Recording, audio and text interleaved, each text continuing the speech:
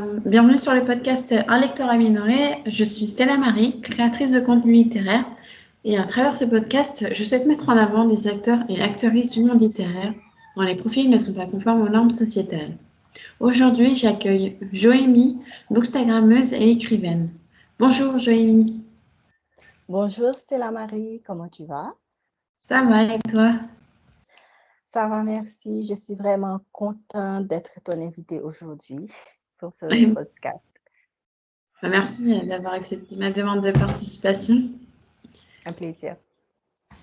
Dans un premier temps, est-ce que tu peux te présenter pour les auditeurs et auditrices qui nous écoutent, s'il te plaît? Alors, bonjour à tous. Je suis Joémie. Je suis bookstagrammeuse et je vis en Haïti, à Port-au-Prince. Et également, je suis médecin. Donc, de point de vue professionnel, je pratique en tant que pédiatre. Et plus ou moins dans mes temps de loisirs, si je peux dire, je lis et c'est ce qui me permet d'alimenter mon Bookstagram et de pouvoir partager sur les réseaux les livres et mes avis, mes critiques sur les livres que j'ai. Mais déjà, je sais pas ce qui se passe, mais pour cette session, tu es la troisième médecin que j'interviewe. Et ça fait combien de temps que tu exerces ce métier? Pour la médecine, parce qu'au départ, j'étais médecin généraliste. D'accord. Et après, j'ai fait une spécialisation en pédiatrie.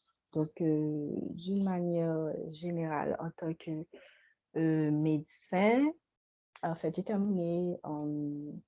j'ai eu ma licence en 2018. J'ai eu ma licence en 2018. Donc, ça fait pratiquement 5 ans. D'accord. Et pourquoi après tu as voulu te spécialiser en pédiatrie? Faut dire que pour commencer, pour moi, j'ai toujours trouvé que la médecine, c'était déjà très vaste. Et avoir un champ d'études où on est vraiment beaucoup plus, je veux dire, expert dans ce domaine en particulier, je pense que c'est beaucoup mieux. Et en fait, les prendre soin des enfants, c'est toujours un plaisir. C'est toujours un réel plaisir pour moi de les voir grandir, d'accompagner les parents. C'est une spécialité qui te permet vraiment, je veux dire, de me rapprocher, OK, et de pouvoir au long terme accompagner les parents dans la croissance et le développement de leurs enfants. Et j'aime bien les enfants, donc ça a toujours été un plaisir pour moi. D'accord. J'ai vu que sur ton compte, tu te spécialisais, enfin, tu te définissais en tant que coordinatrice de refrains littéraires. Est-ce que tu peux expliquer en quoi ça consiste? Donc en fait, Refrain littéraire, c'est une association qui regroupe plusieurs, plusieurs personnes qui soit sont des passionnés de lecture, de littérature, ou aussi des personnes qui écrivent également. Et c'est une association qui a été fondée en 2019 par une amie, Jerika. Et quand elle a eu l'idée, j'ai trouvé que c'était génial et j'ai ressenti le besoin de l'accompagner, de l'aider et de faire grandir ce projet. Et rapidement, on a commencé à organiser des activités, des rencontres avec des auteurs, des signatures, des causeries, des activités également pour les enfants. On a fait des jeux. Et puis,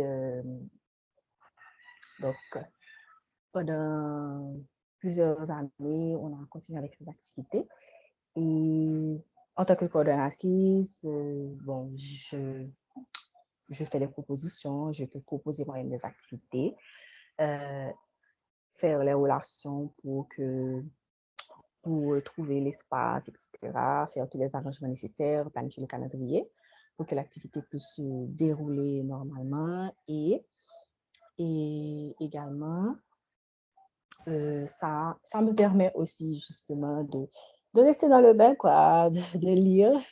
Ça aussi, ça m'encourage à lire beaucoup plus. Donc, ça a toujours été un plaisir pour moi de faire ces rencontres. Et ça m'a aussi permis de rencontrer d'autres passionnés comme moi. Mm. Donc, en gros, c'est mon travail avec Confine. D'accord. Bah, merci pour l'explication. Du coup, on va plutôt, ouais, on va axer cette partie de l'interview sur ton compte Bookstagram. Donc, avant de te lancer sur Bookstagram, est-ce que tu avais connaissance du milieu littéraire numérique? Tu peux reprendre la question? Oui. Avant de te lancer sur Bookstagram, est-ce que tu avais connaissance, est-ce que tu connaissais cette communauté de lecteurs sur les réseaux sociaux? Euh, bon, peut-être que je connaissais cette communauté, mais je n'avais pas réellement conscience de l'étendue de cette communauté. Mm. J'avais au départ une page personnelle où je faisais des publications d'ordre général qui n'étaient pas forcément axées uniquement sur la lecture, sur les livres, sur la littérature. Et puis, étant donné que justement, comme je lis beaucoup, sur cette même page personnelle où je faisais parfois d'autres types de publications, je faisais aussi des publications orientées vers la littérature. Et j'ai remarqué que le feedback était positif. Il y avait beaucoup de gens qui réagissaient à propos de mes publications. Et à ce moment-là, je me suis dit, ben, pourquoi ne pas faire une, une autre page, rien que pour parler de livres, de littérature, etc. Et je peux dire que c'est lorsque j'ai fait cette page que j'ai réellement pris conscience de l'ampleur de cette communauté.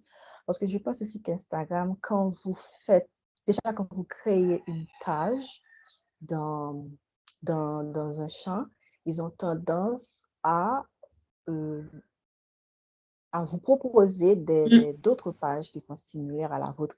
Et je pense que c'est vraiment à partir de ce moment-là, je pense que c'est vraiment grâce à leur algorithme, comme on dit, que j'ai vraiment pris conscience qu'il y avait toute cette communauté de passionnés qui faisaient pratiquement tout ce que je faisais parce que à ce moment-là, on me proposait constamment des contenus de ce genre, on me proposait d'autres pages qui faisaient le même travail que moi. Et c'est à ce moment-là que je me suis dit, mais enfin, ce monde-là, il est immense. Il y a vraiment tous ces gens à travers le monde, que ce soit parce que en fait, j'ai vu des pages anglophones, d'autres pages dans d'autres langues qui faisaient le travail et j'étais vraiment impressionnée à ce moment-là.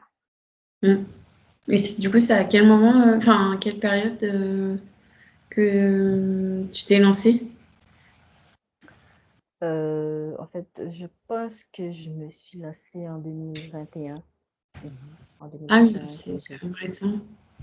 que j'ai pris la décision de faire une page, un bookstagram, voilà.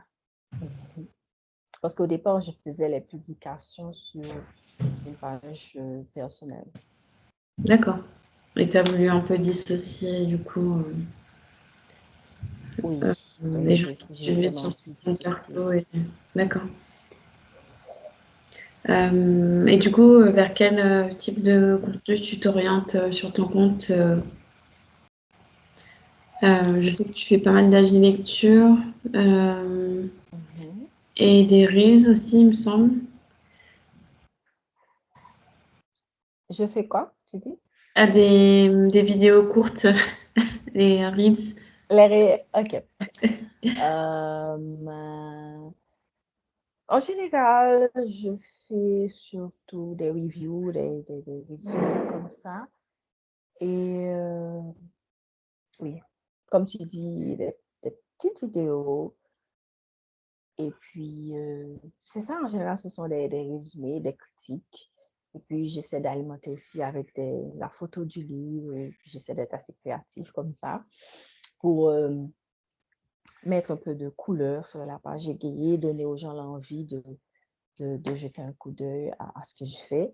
Donc, mais principalement, ce sont des textes qui accompagnent où je donne le résumé, mon avis. Et puis, parfois aussi, je donne une idée de la biographie de l'auteur et aussi ma critique. Mm. C'est ça. Ouais, ton avis. Et du coup, tu m'as dit que tu commençais à avoir des retours positifs. Est-ce que du coup, ça a pu te permettre d'échanger avec d'autres lecteurs et lectrices et de partager vos points de vue sur différentes lectures? Oui, ça arrive parfois, en fait. Il y a des gens qui ne font que liker, c'est vrai, mais il y a d'autres personnes qui, dans les commentaires, s'ils ont lu également le livre, qui vont donner soit leur avis, peut-être soit différent ou bien similaire au mien. Je n'ai pas de problème, en fait. Au contraire, j'aime bien avoir un avis différent parce que Mm. ça me donne un autre regard sur l'ouvrage et d'ailleurs, ça rend le débat beaucoup plus intéressant quand il y a quelqu'un qui pense différemment de ce que moi je pense du livre. Donc, oui. Et déjà, en fait, même quand je publiais sur ma page privée, les gens, déjà, c'est parce que je voyais les commentaires et que j'ai pris conscience qu'il y avait des gens qui avaient cet intérêt, que j'ai fait ma propre page Bookstagram. Et de ces gens-là, il y en a qui ont suivi cette page aussi, qui ont continué à donner leur avis et ça. Et c'est ce qui m'a encouragée, en fait, à continuer. Mm. Ouais, ça t'a motivé. Et du coup, est-ce que tu as pu participer à des événements littéraires, que ce soit numériques ou en réel, grâce à Bookstagram? Est-ce que je peux dire que c'est grâce à Bookstagram?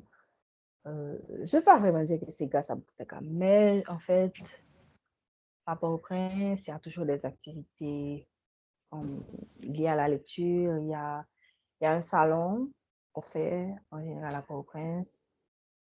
Euh, Livre en folie. Je me suis toujours intéressée à ce genre d'activité.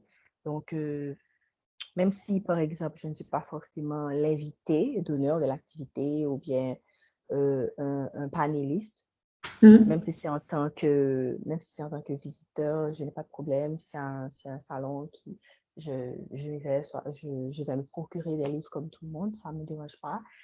Et puis, comme je te dis, avec Au Fait littéraire, on a l'habitude d'organiser des conférences, des causeries, des nature, tout ça.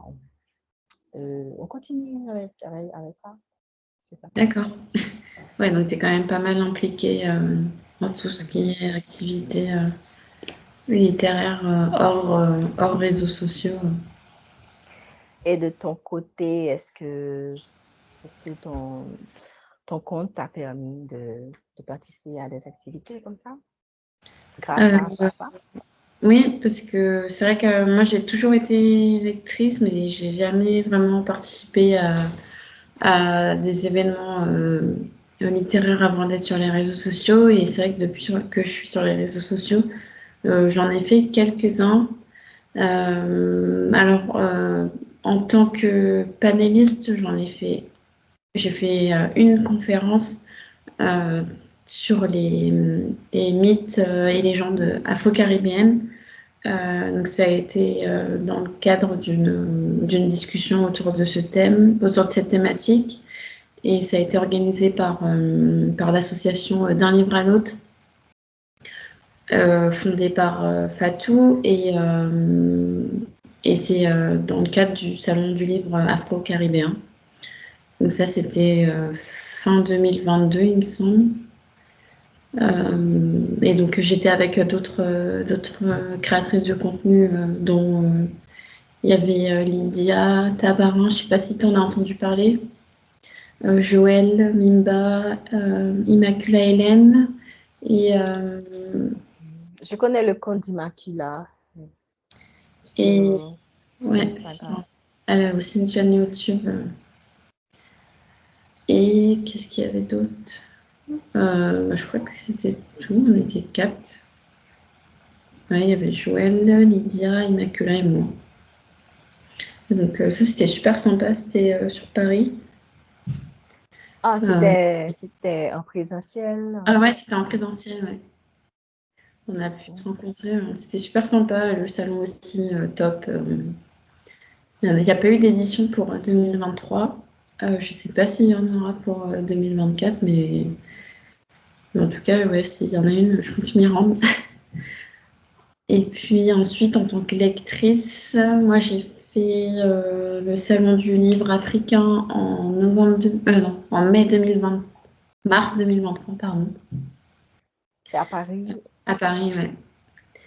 Et le salon de Montreuil aussi à Paris en 2022 et 2023. Voilà. Donc c'est vrai que j'étais souvent à Paris parce que j'habitais là-bas et parce que c'est aussi là où il y a pas mal de salons.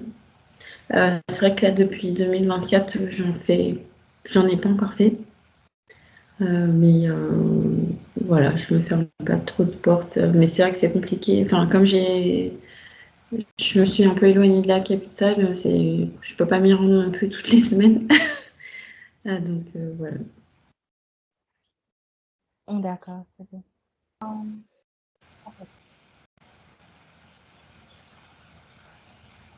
Je ne pense pas vraiment que j'ai été prêt à préciser.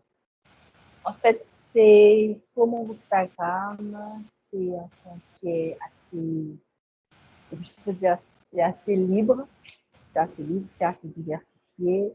Je dis vraiment ce qui me fait plaisir, la lecture du moment, et aussi les livres, surtout les livres que j'arrive à terminer, parce que en fait, si j'arrive pas à lire un livre, peu m'importe que ce soit un Nobel, un concours, je le dépose et je passe à autre chose. Genre Mm.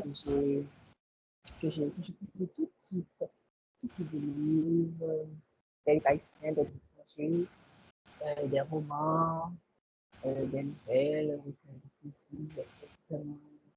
Ce qui me fait plaisir, c'est en fait je lis, j'aime beaucoup la lecture Mm. pour, pour me distraire. D'accord. Peut-être qu'avant qu'on passe à la partie écriture, on pourrait peut-être aborder tes goûts littéraires. Du coup, vers quel genre littéraire tu te tournes essentiellement? Est-ce que c'est contemporain, historique?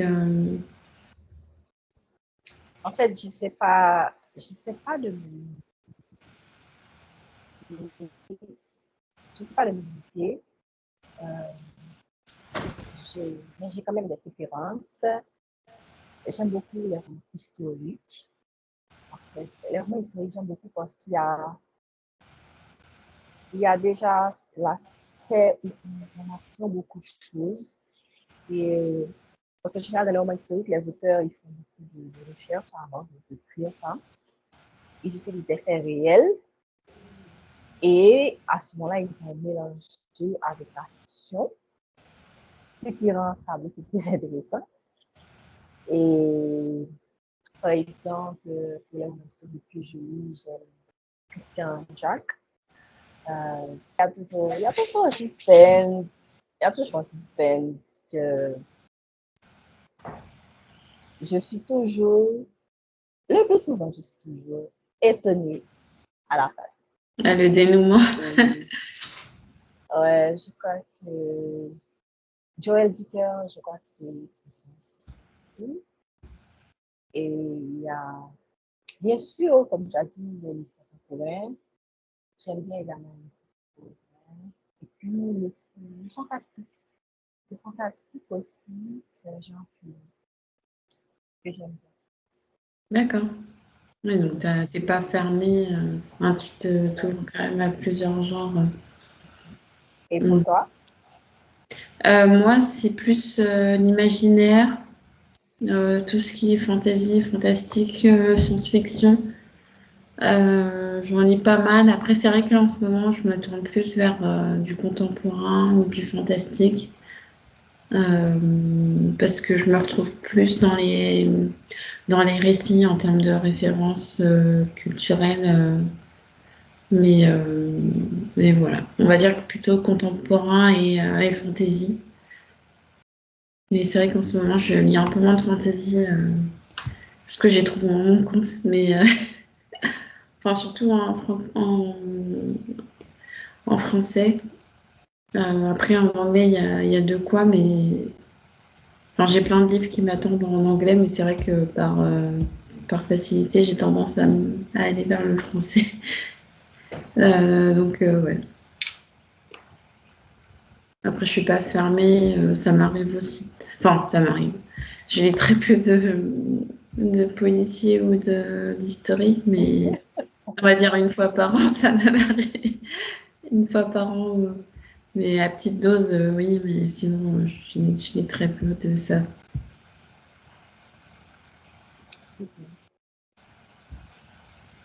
Et du coup, quel regard tu portes euh, sur l'univers, on va dire, enfin, sur l'univers, sur le monde un peu éditorial, comment tu le perçois, toi, en étant ici? Est-ce que tu as plus accès à des littératures francophones ou anglophones? En Haïti, en fait, c'est la littérature francophone qui est plus accessible. Et en fait, oui, parce qu'en Haïti, on parle français, mais il y a, il y a, il y a, il y a des gens qui se procurent des livres francophones, mais le plus souvent, dans les librairies, ce sont les livres français qui sont disponibles. Donc, c'est déjà assez. Et puis, là maintenant, à titre individuel, j'ai un roman devrait être publié prochainement. Je n'ai pas de date. Je n'ai pas de date.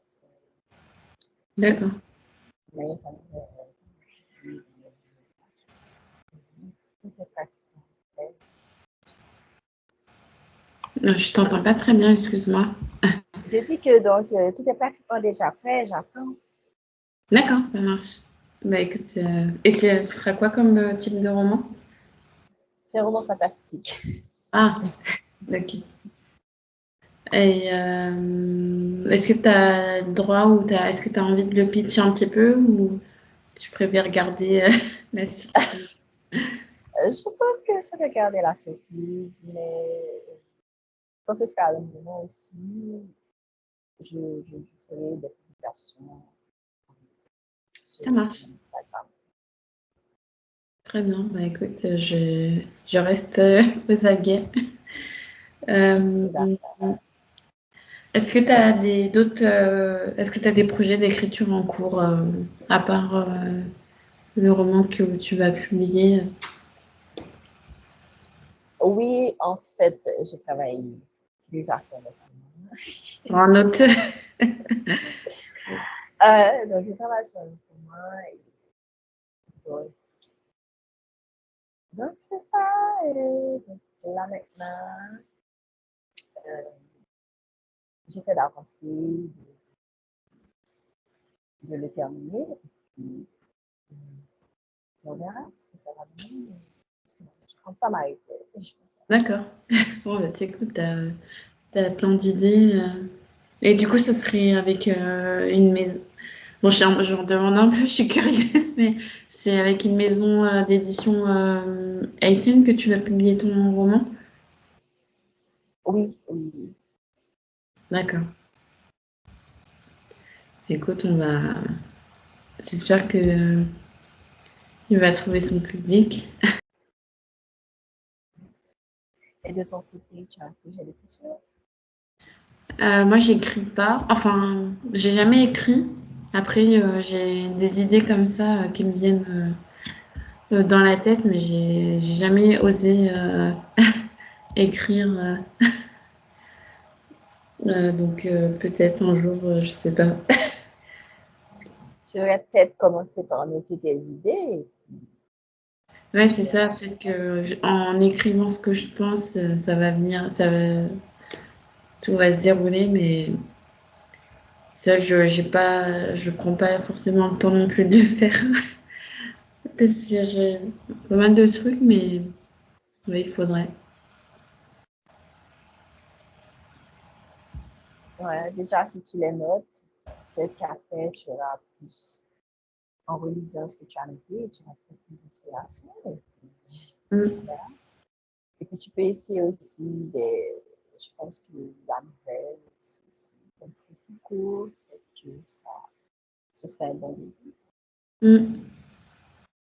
Ouais, il faudrait que je m'y mette un peu, mais en fait, c'est juste, ouais, faut que j'y consacre du temps, quoi. Faut que ça soit intégré dans ma C'est routine. c'est une activité chronophage, en fait, Ouais, l'interaction. ouais, c'est un peu compliqué, mais parce qu'avec le podcast et tout, en fait, plus je me rajoute des trucs et moins j'ai de temps pour moi, mais pourquoi pas un jour l'écrire. Puis, mais après, j'ai toujours peur de pas avoir assez de vocabulaire ou de pas, je sais pas. Mais il faut juste que je me lance. Ouais, je pense que quand tu essaies déjà, il y a un travail que tu vas faire sur toi-même. Parce que pour moi, en fait, le premier jet, c'est pas toujours comme je le voudrais. Quoi. C'est en relisant que je juge. Après, je peux montrer à quelqu'un d'autre. Mais le premier jet, c'est pour moi. Oui, Parce que oui. c'est pas forcément correct. Oui, je pense que le premier jet, ouais, c'est un brouillon, c'est une base, on va dire, et puis Justement. après, il faut le retravailler, quoi. Euh, Écoute, je pense qu'on a un peu fait le tour de ton profil. Euh, Est-ce que tu as des points que tu voulais aborder par rapport à l'écriture ou par rapport à ce qu'on a décidé, ce qu'on a discuté avant? Est-ce que tu as des choses que tu voulais approfondir? Euh, là maintenant, il n'y a rien qui me vient en tête. On peut continuer. C'est pas là. Je te demande à chaque fois. Si Ok. Ah ben, non, mais j'ai encore des choses à dire. Quoi. Ah, Ok, je voulais parler un peu des livres que moi, j'aimerais recommander. Ok? Donc, ensuite, toi, tu vas me dire quels sont les livres que tu as lus, que tu aimerais bien recommander. Donc, euh, ce que je voudrais... Ok, le premier livre que je recommanderais, c'est un livre c'est un livre qui se passe de présentation, mais je pense qu'on n'aura jamais terminé de parler du vieil homme et la mer. Le vieil homme et la mer d'Ernest Hemingway. Je pense que c'est un livre incontournable de la littérature. Et c'est c'est un livre qui est tellement profound et qui vous invite à réfléchir sur la vie, sur la destinée, sur la chance, le sort, sur le risque aussi. Parce que en fait, quand on voit la détermination du personnage principal, Santiago, et c'est comme si malgré tout ce qu'il fait, malgré le fait qu'il soit déterminé, malgré le fait qu'il va jusqu'au bout, et on a l'impression qu'il sort et que la chance est contre lui. Donc, c'est vraiment un livre qui, euh, qui nous montre que En fait, il me dit qu'il ne faut pas abandonner là du tout et que l'effort, c'est ce qui compte. Et c'est aussi un livre je peux dire qui me touche personnellement, en fait, parce que parfois, j'ai l'impression de me retrouver dans les situations difficiles, on a vraiment l'impression de se retrouver dans des personnes qui sont Santiago. Et aussi, pour moi, c'est un hymne à l'amitié un peu, parce qu'il y a cette relation entre Santiago et Marie, le petit garçon. Et on voit cette amitié que lui porte, que Marie porte au pécheur. Il y a toujours on voit que malgré que ses parents, ils interdisent de rester amis avec le pécheur parce qu'il va se mettre. Il n'a pas de chance. Si tu, si tu restes dans son entourage, en fait, il va te porter malheur à toi aussi. Mais le petit garçon, il se refuse à abandonner le pécheur. Il est toujours là pour lui, à le consoler dans les épreuves. C'est vraiment merveilleux. Et un autre livre aussi que j'aimerais lire, c'est Nuit en Méditerranée de Rosalie d'Alembert. Rosalie d'Alembert, qui est haïtien et qui a, j'ai vu récemment, il a eu beaucoup de la poésie, mais en fait, je n'ai pas lu ses poèmes. En fait, Nuit en Méditerranée, c'est un roman et c'est un roman qui raconte l'histoire de 3 femmes qui viennent de pays différents et qui traversent la mer Méditerranée en bateau à la recherche d'une meilleure et qui vont arriver finalement en Europe, mais en Italie, si je ne me trompe pas. Et c'est vraiment... Dans le livre, il raconte tous les péripéties du voyage et ça vous permet vraiment de prendre un petit peu conscience de ce que ces gens ont vécu parce que en fait, c'est lui qui est inspiré d'une histoire vraie. C'est lui qui est inspiré de, je ne me rappelle pas, mais dans les informations, en fait, il s'est inspiré de bateau qui avait fait naufrage effectivement en Méditerranée et que les secours, qui ont été à la rescousse de ces gens. Et c'était un livre qui m'avait ému. Ok, je n'ai pas pleuré, mais c'était vraiment ému. Et quoi d'autre? Quoi d'autre? Parce que je pourrais recommander. Je recommande toujours les petits princes d'Antoine de Saint-Exupéry. C'est un livre que j'aime beaucoup également. Mais parmi les livres contemporains,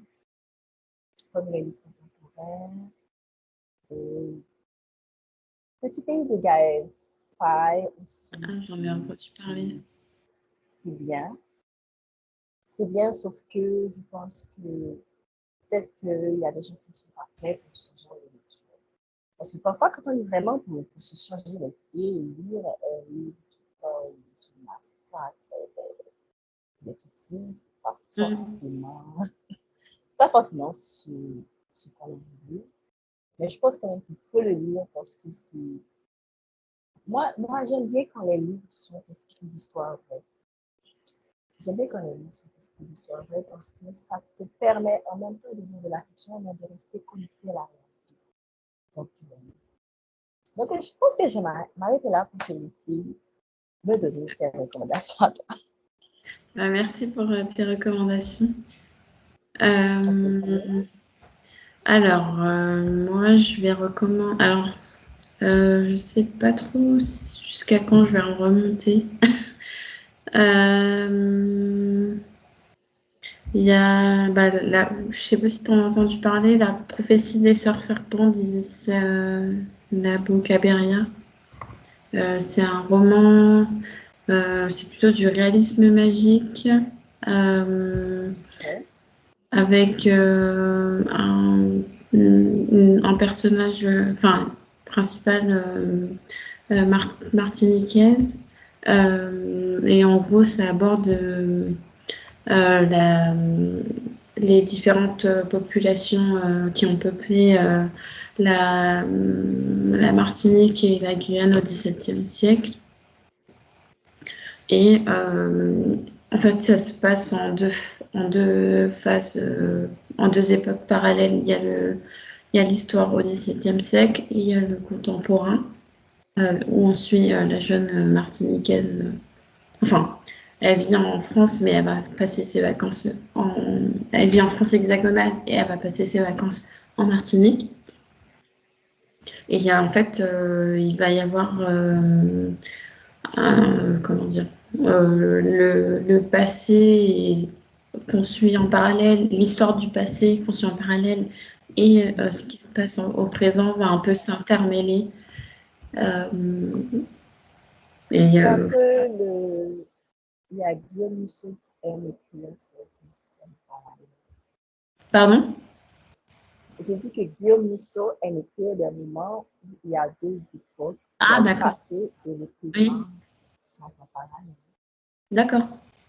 Ouais, bah, c'est un peu ça. Enfin, je veux dire, dans le schéma narratif.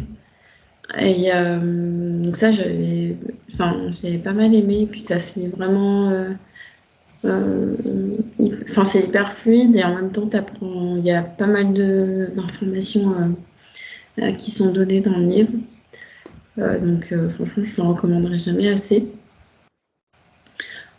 Ensuite, il y a La porte du non-retour de Kwame Alexander que je recommande à chaque fois. Donc, c'est un roman jeunesse qui se passe au Ghana. Et ouais, pareil, donc c'est un peu de la fantaisie, mais c'est plutôt de la fantaisie historique. Donc, on va suivre un petit garçon ouais, qui vit sa vie, on va dire, entre guillemets, normalement. Et en fait, l'auteur, au fur et à mesure des chapitres, va aborder la question du colonialisme de l'Empire britannique au Ghana.